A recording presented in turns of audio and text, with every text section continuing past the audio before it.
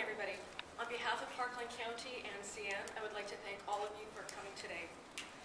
The process for this media conference will be as follows. Warren from CN will provide you with an update of the situation at the derailment site.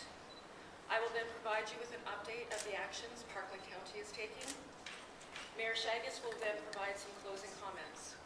We will then allow for some questions and answers. We do have representatives from other agencies who will provide technical information as required. Start with Warren.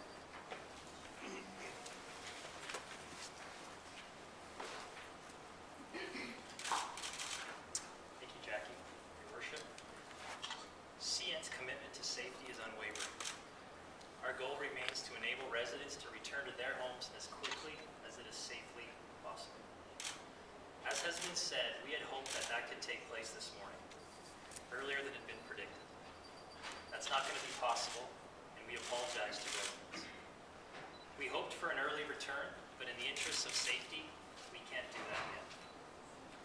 Here's what has happened. Last night at 6:43 p.m., CN began a controlled burn of the propane in the derailed tank cars. We had hoped the exercise would burn off all the propane in the cars so that we could move in, remove the cars, and allow people to go home. Unfortunately, when we went to inspect the cars at 11 p.m. last evening, we found that not all the cars had vented their propane. In the interest of safety, we withdrew. Controlled burn is a multi-step process, and after the controlled burn last night, we have left the cars to vent overnight and are now assessing the next steps.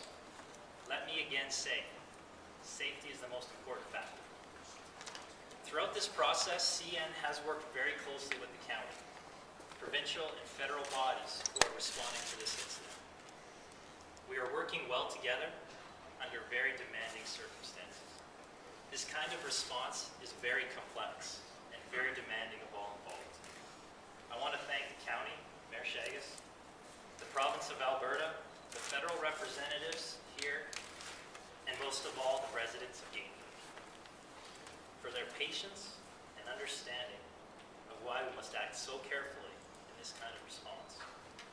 Safety of all involved is the absolute priority, and I'd be pleased to take questions at the appropriate time. Thank you.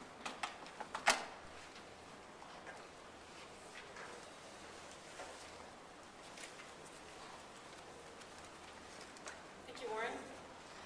As the level of threat has not changed, Parkland County remains in a state of local emergency, and our mandatory evacuation order remains in force and effect. Residents will remain evacuated until further notice. We will not speculate at this time how long it will take to return them to their homes. Understand that all agencies on scene are doing their best to bring people home, but we must ensure it occurs when it is safe to do so. It is critical that residents follow this mandatory evacuation, as our emergency services personnel need to focus their efforts on dealing with the incident itself and resolving the situation. Residents returning to the scene without proper authority can cause unnecessary delays and further risk to themselves and to our emergency personnel. We understand being displaced from home can be very frustrating. Our staff are working diligently to assist them in helping address their needs until we are able to return them home. We are working with other agencies, including Alberta Health Services, to help address their needs and looking at bringing in additional resources as required. Residents who require assistance are encouraged and invited to contact our public information line at 780-968-8400. Again, that is 780-968-8400. They can also attend at the reception center in Entwistle, where staff will provide assistance as required. Again, residents who are evacuated are encouraged to keep track of the expenses they incur for lodging and food. And should circumstances change, those evacuated residents who have registered with the reception center will be contacted directly at the number they have provided to us. We will post updates as information comes available on our website and via our social media channels. We will also post notices at the Entwistle Community Hall. All of our staff will be briefed and they will have the information for them. Highway 16 remains closed west of Range Road 50. Traffic for Highway 16 has been rerouted north along Highway 765, westbound along Highway 633, and returning southbound on 757. This portion of the highway will remain closed until further notice. Our primary responsible is ensuring the safety of our public and our emergency services workers. To this end, we again remind all residents, media, and other members of the public to respect the evacuation zone and not try to enter the area. Any efforts to do so may delay our efforts. I wish to thank all the members of the media for helping share the messages and updates on this situation. It is international news, and we understand your need to get information out quickly. Please also understand that things are extremely busy in our Emergency Operations Center and out at the site.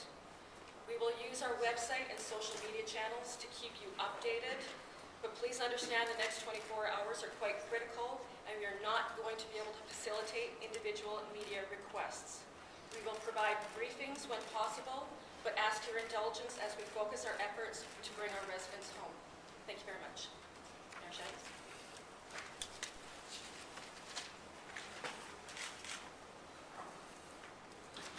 Good morning and welcome everybody.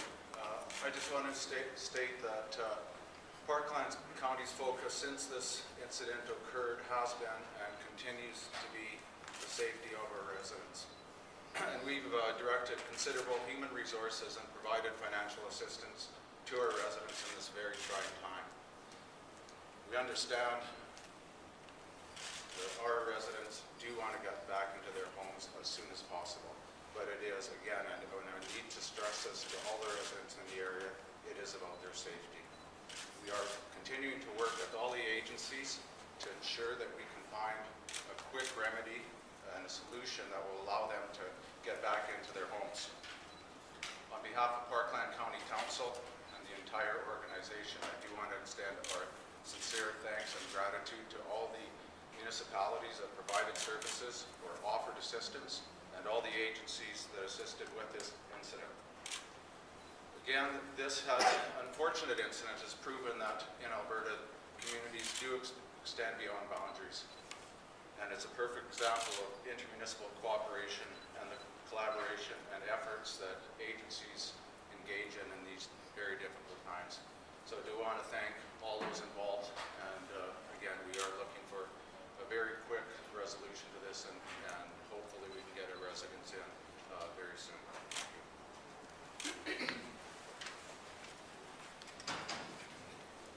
We'll now take questions. If you want to indicate who your question is directed to, we'll have that person come up to the podium. Jackie, my question is for whoever can answer it, perhaps Warren.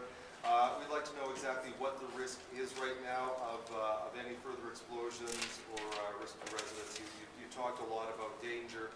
What specifically is that danger?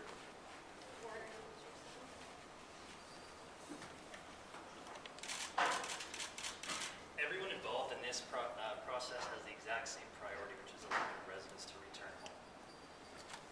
So we're going to work closely on that. We continue with the step-by-step, safety-focused approach. If we decide to take that next step, we'll be sure to communicate it with you and with the residents, and then we'll inspect the tanker cars to see what results that we had, and then we'll take the next steps. But you're not answering the question. The question is, is there a danger that any of those other cars could explode? No, CN is monitoring the situation very closely in conjunction with the Parkland municipal emergency responders. All of the right individuals and all the experts that are on site are monitoring the situation very closely. They're the ones that are determining to the evacuees and to the evacuation zone what the level of risk is, and that exercise is being taken by the proper authorities. But what is that level of risk is the question. Again, the level of risk is being evaluated by the fire chief and the proper emergency responders. No one outside the evacuation zone has been determined to be at risk at this point. I don't think it's the level of risk that we're wondering. It's exactly what is the risk. Is it the risk of further fires? Is it the risk of explosion? Is it the risk of contamination? Your crews are the only ones who've been in there. So I think we're just trying to find out what is a potential hazard that's keeping people away. At this point, our fire chief is not confident to lift the evacuation order until we have full confidence that all threats have been removed. We are still trying to evaluate those threats, but in the interest of public safety, until everything is contained and removed, we are But what is the threat? Could you explain, Warren, just the process last night, the venting, and why it wasn't, successful the first time around, and what's being done differently going forward? Well, this, as I mentioned, this is a complicated, highly technical exercise. It's based on a plan that was jointly developed with the county, the province, and the federal authorities here. Our absolute priority is the safety of everyone concerned, so we take this step by step. At the end of every step, we check the results before we proceed further. And that's what we did last night. So when we discovered at 11 p.m. that there's still propane in some of the cars, we immediately stopped, and we resumed work this morning when it got light out. So exactly what are you doing? Because I understand there were charges put on the cars last night to puncture holes so that gas would escape. So if there was still propane left in the tanks, what's being done right now this morning? So again, we continue with this step-by-step, safety-focused approach. We'll look at other options, and then we'll move those options in conjunction with our stakeholders, the municipality, the province, and the federal authorities, and then we'll evaluate the tanker cars to see what the results are. And then, if need be, we'll take the required necessary steps. But you can't tell me what that is? Like, you I can't tell me- speculate at this point what those options are going to be. The right officials, the right emergency responders are on site with the CN experts. They're going to analyze the site, and then they'll determine on the step-by-step approach what the safest and best way is to get these residents back home as quickly as I possible. know you're assessing, or the mayor and the fire chief is assessing threat as our CN officials, but what about the damage around the facility? When residents do return, what are they returning to? How much damage is there? Is there contamination of groundwater? What have you noticed already just from being on ground? Again, every aspect of this incident is going to be looked at and will be under investigation. At this point, the priority is to get these residents safely home as soon as possible.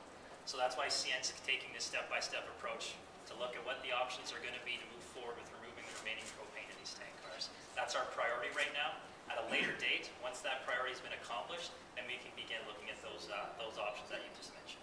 Has there been any leakage from any of the oil cars? I'm sorry? Has there been any leakage from any of the oil The cars? 4 crude oil cars were intact. There was no leak of any kind, and they've been removed safely from the site, safely from a safe distance from the LPG cars. I'm hearing LPG and propane being used interchangeably. Perhaps you could just sort of spell out for us what exactly is that's in those cars, and perhaps what is explosive potential is. Well, again, they're the LPG cars, but it's commonly referred to as propane.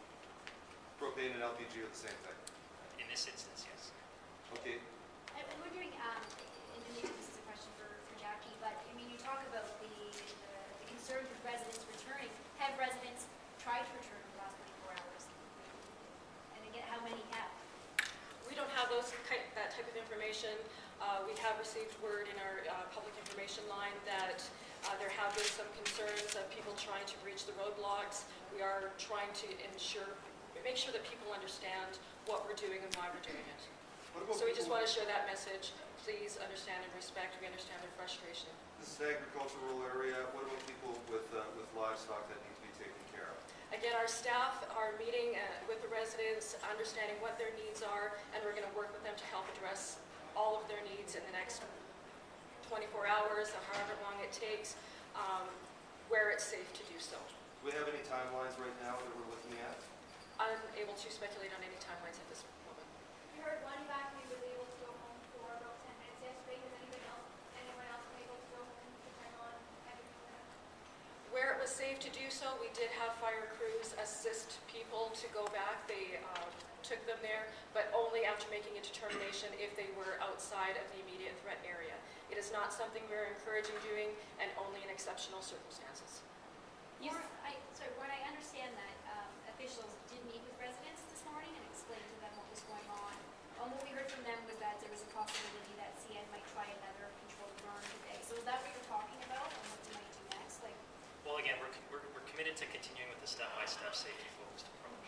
So I can't come here and speculate on what those options are going to be until the proper emergency responders and the CN experts on site have done a full site analysis and have determined what the best approach is, and we'll do it in conjunction with our partners at the municipal, provincial, and federal level.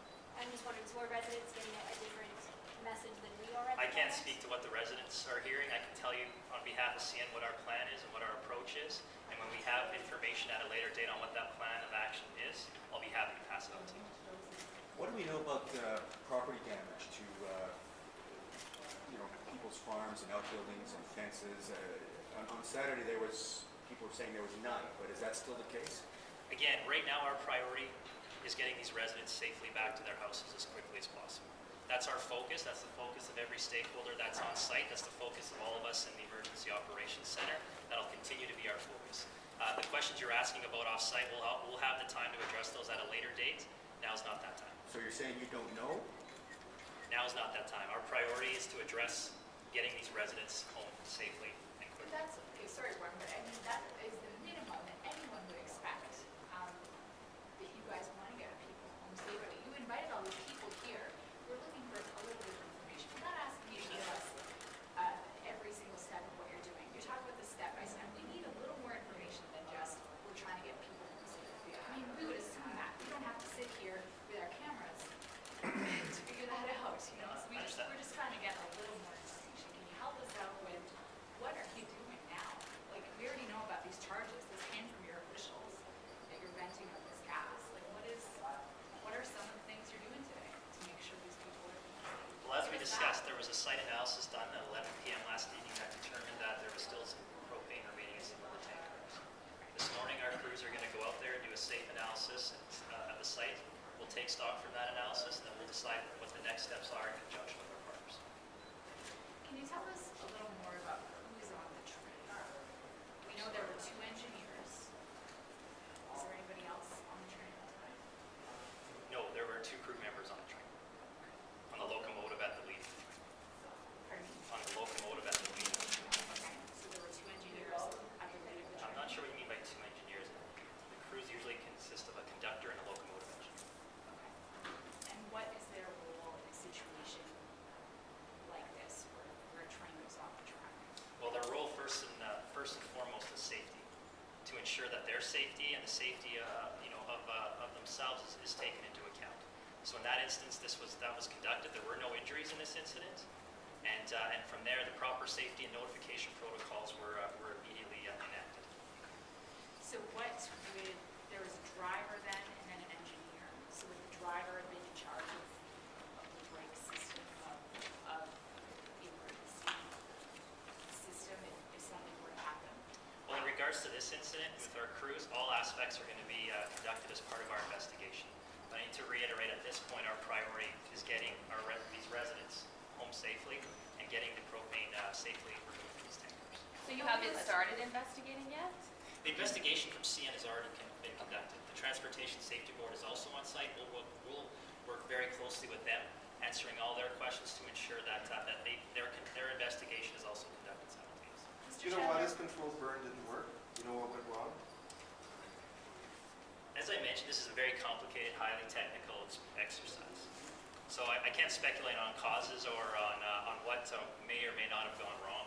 We developed this plan in close conjunction with all the stakeholders that are involved, and we take this step by step. So following the controlled burn last evening, we did a site inspection at 11 p.m., determined that some of the cars still retained propane, and it would be determined it would be safe in the morning when the sun is up to come out and do an analysis of the site and determine next steps. Is unburned propane being vented into the air? Or is there propane going into the atmosphere right now? Into the atmosphere, I don't have that information available until our crews are able to go on site and do a full analysis of what this situation currently stands at. So is So that the threat, the fact that there is this unknown? Because it keeps, I'm sorry, we understand it's a step-by-step process, you made that very clear. But clearly, this process has been delayed in terms of getting people back because there is a threat.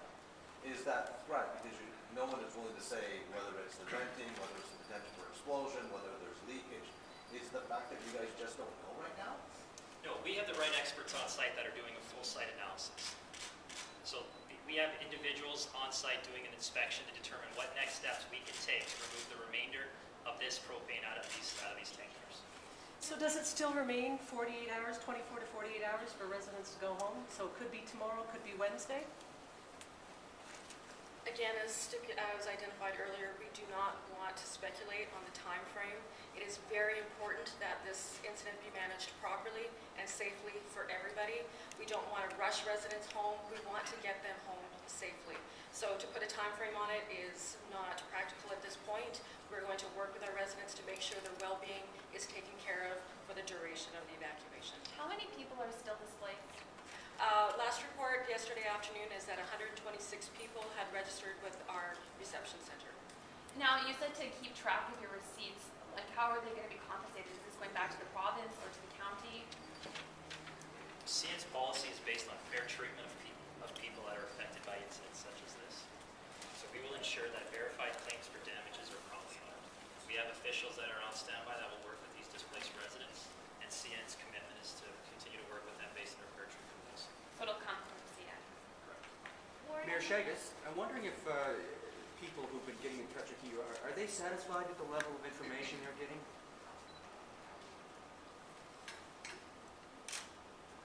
I'm assuming you're asking if our residents are satisfied with the yes. level of communication. All the reports that I have is they are satisfied with the information they're receiving. And perhaps it might have been received more timely, but the information they are receiving is being conveyed. And we certainly understand that this has been frustrating. It's very emotional for them to be displaced from their homes. But again, the priority here is safety. We're taking all measures we can to address their concerns, whether they have health concerns. There's going to be families now that have kids in school. That's going to pose additional problems. But CN has been very cooperative and meeting the needs of all of our residents. So you're not hearing any frustration or anybody wondering Well, about certainly what the there's threat people that are is? frustrated. We would all be frustrated if we're displaced. Every measure, again, is taken to ensure this is going to be addressed as quickly as possible with the focus on safety. We're not going to let people back in until we get the notice that all the crews on the ground are satisfied that it is safe to let the people back in. So perhaps erring on the side of caution. Absolutely.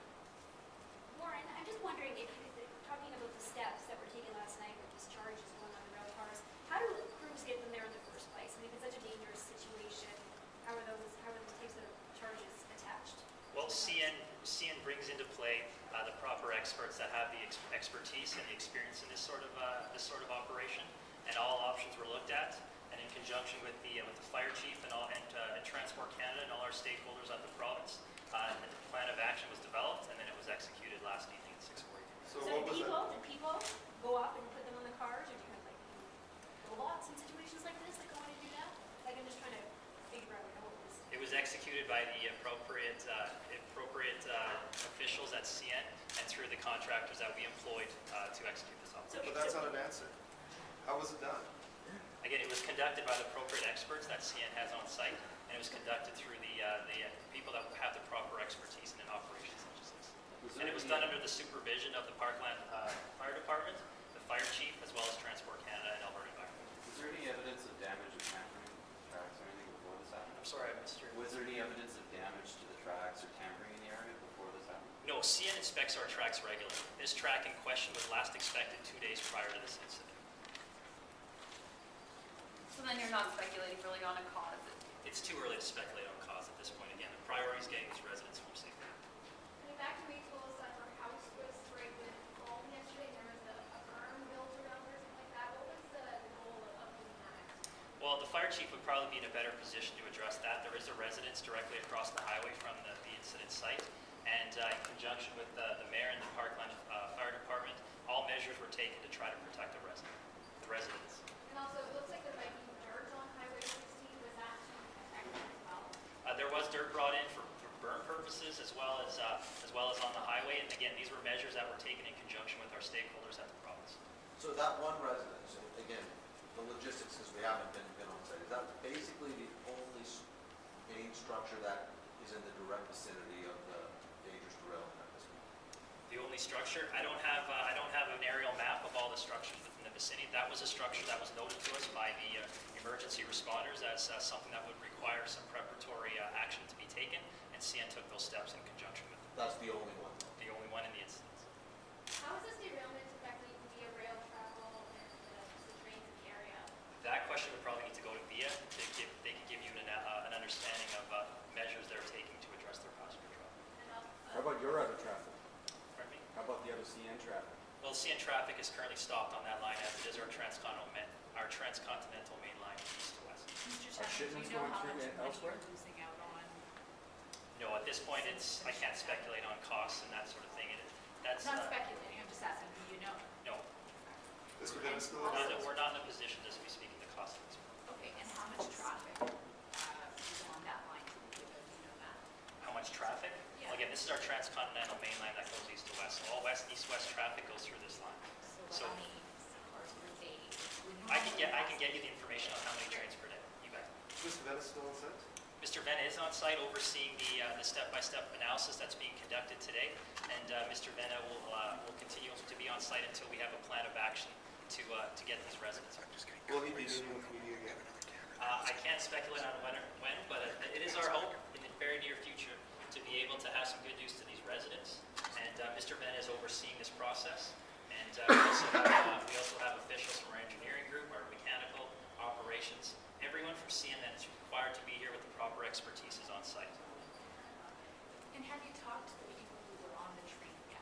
Have you interviewed them? With our crews, all aspects of this incident are going to be under investigation, and that would be one of But them. yes or no, have you talked to the people who were on the train? Was there an interview with them? CN is going to be looking at all aspects of this incident, and it'll be part of the investigation that we conduct. So is that a yes or a no?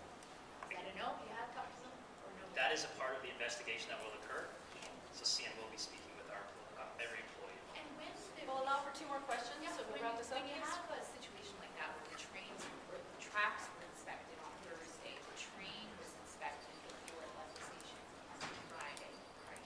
Correct. So with, who would have done those inspections? Well, CN engineering crews would conduct the inspection. Engineering crew? Yes. And who do they send that, that test off to, that inspection off to? Well, we have foremen that are responsible for inspection and maintenance of our track. So a CN foreman is responsible for ensuring that our track is in calm condition and ensuring that it meets its inspection. And so in a case like this, when the track is fine and the train is fine, something must have gone wrong. What could conceivably have happened? Like what is typical in cases like this? Well, again, you're going down the road that will need to be discussed at a later date. The proper investigative bodies will be looking at this. But again, our priority today, right now, is getting these residents safely home as quickly as You possible. gotta see Last that for question. folks listening at home, you know, this is the third derailment like this in a month. Of course, we're very concerned about the 126 residents of Gainford, but there's people at home watching this, listening to this, who want to know some clue as to what could have possibly happened. Well, I'm not going to downplay what happened. We had a derailment here. But let me say this. We responded promptly and effectively. When we have an accident, CN has the resources, the processes, and the commitment to deal with it. So do you have a timeline then on, you've started the investigation, do you know when you're going to have some answers? No, I can't speculate when we have I'm asking answers. for The Transportation Safety I'm Board asking will for conduct their own speculation. investigation Do you as an have a regulated body. timeline, yes or no? No, It's not speculation. there's no timeline at No this timeline. point. We have the we're here today to tell you what our priority is, Yeah. and our priority is the safe return of residents Do to you have their a homes. ballpark figure of when you'll have answers though? Is it a week we're waiting? Is it a month? Is No, it 2 months? it's too early, and I'm not going to speculate before you How give many you days? dates. Okay. No. So no timeline as yet. Okay. And Jackie, pronunciation of your last name, please? Ostrachek? Thank you. Thank you very much for coming out. As you can appreciate, we have a lot of staff that needs to go back out into the Emergency Operations Center and start dealing with the priority, which is understanding the situation, making very important decisions, and coming up with an action plan to get our residents back home. Again, we will provide updates via our website, our Facebook and Twitter accounts. We will send advisories as appropriate. We're not going to be able to do individual interviews at any time in the foreseeable future. We'll arrange briefings when we have more information to share with you and try to provide you with as much notice as we can. The recordings of interviews like today are being uploaded to our YouTube channel, so if you do need other information, you can also access through there. Thank you very much, everybody.